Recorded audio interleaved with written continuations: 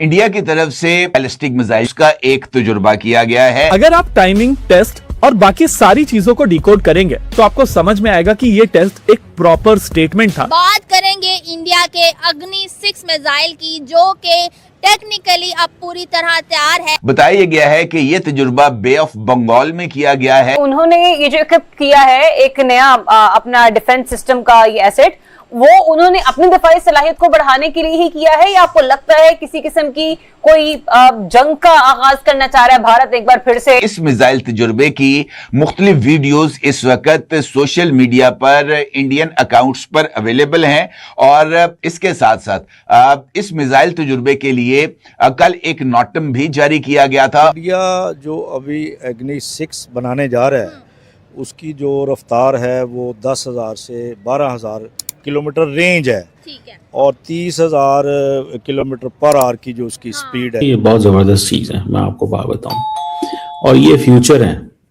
ये फ्यूचर है आपकी वॉरफेयर का।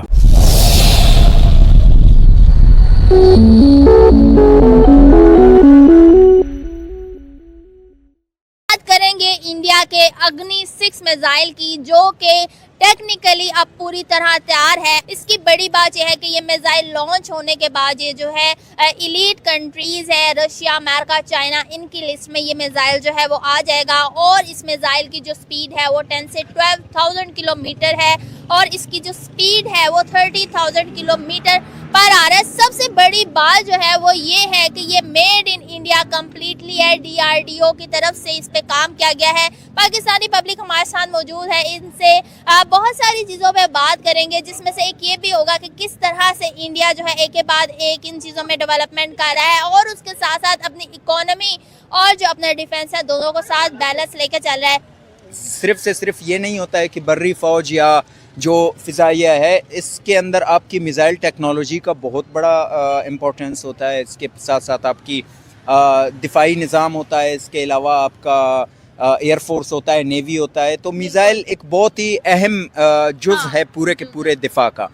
तो हम देखते हैं कि नॉर्थ कोरिया जो है इस वक्त एक ऐसा मुल्क बन चुका है जो सिर्फ से सिर्फ अपने मिसाइल टेक्नोलॉजी के बलबूते पर ही पूरे दुनिया को चैलेंज कर रहा होता है। अमेरिका जैसे हेजिमान को वो कई अरसे से आंखें दिखा रहा है।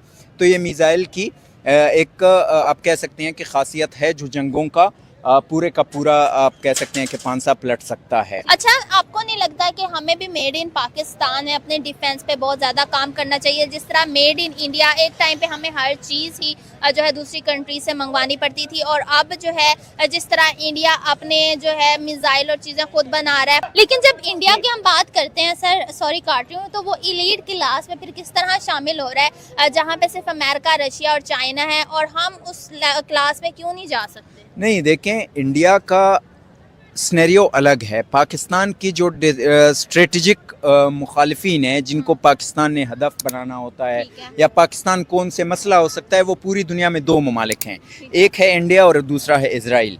अब इजराइल हमसे मतलब पाकिस्तान से उसकी दूरी जितनी बनती है वो मिसाइल पाकिस्तान के पास मौजूद है। इसी तरह से इंडिया का जो बिल्कुल आखिरी पॉइंट जो हमसे बहुत ज़्यादा दूर होता है, अंडमान और निकोबार आइलैंड है, वो भी हमारे रेंज में मौजूद हैं। तो बेसिकली पाकिस्तान इंडिया और इसराइल को सामने रखते हुए अपने मिसाइल टेक्नोलॉजी हो या अपनी दिफाई सलाहियत, तो उसी तरह से ही काम कर रहा होता है। इंडिया का सिनेरियो अलग है। इंडिया अपना दुश्मन मानता है पाकिस्तान को, अपना दुश्मन मानता है चाइना को, और अपना दुश्मन उन ममालिक को भी मान सकता है जिनके पाकिस्तान से कुर्बत ज़्यादा बनती है या चाइना से कुर्बत ज़्यादा बनती है, या इंडिया के आप कह सकते हैं कि मुफादात के ख़िलाफ़ हैं। तो इस वजह से वो उन ममालिक को भी अपने उसमें ले आता है। लेकिन पाकिस्तान की जाहिर सी बात है कि डिप्लोमेसी और स्ट्रेटजी डिफरेंट है इंडिया से, तो उसकी ज़रूरत नहीं है कि पाकिस्तान को 10,000 किलोमीटर या 20,000 किलोमीटर रेंज वाला मिसाइल बनाना चाहिए। जितना पाकिस्तान को ज़रूरत है इन 2 ममालिक के लिए, तो पाकिस्तान के पास हर किस्म के मिसाइल्स मौजूद हैं इन 2 ममालिक। अच्छा, बिल्कुल आपकी बात से एक और बात निकलती है कि अग्नि 6 मिसाइल की अगर बात की जाए तो ये जो है ग्लोबली टारगेट कर सकते हैं, और हम जो पाकिस्तान में जो मिसाइल या चीज़ें बनती हैं वो हम इंडिया को हदफ रख के बनाते हैं। तो आपको लगता है कि जो ये सिचुएशन चली है जहाँ पे अमेरिका कभी ईरान पे हमला कर देता है, कभी किसी और कंट्री पे, हमें भी इस तरह की रेंज वाले बनाने की ज़रूरत है, या हम बस ये सोचे कि हमारा जो है कंपटीटर इंडिया और उसी को देख के हम चीज़ें बनाएं? नहीं, एक आपकी स्ट्रेटजी होती है डिफेंसिव, एक होती है हम ऑफेंसिव। जो है एलीट क्लास में क्यों नहीं जा पा रहे अगर हमारे पास इतनी अच्छी टेक्नोलॉजी है? देखें, अब ये इन्होंने अगर ये किया तो ज़रूर पाकिस्तान इससे भी ऊपर जाएगा, ऐसी बात नहीं है। कब करेंगे?